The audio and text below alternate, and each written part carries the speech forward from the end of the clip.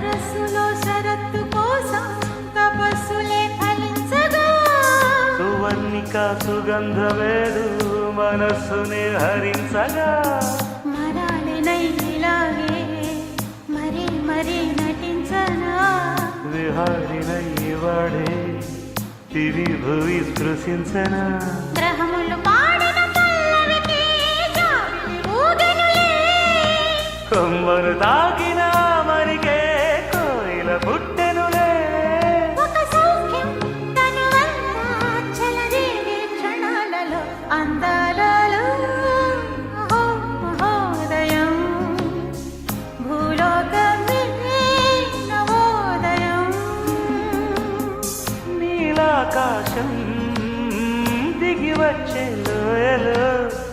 ఊహాలోకం ఎదురొచ్చే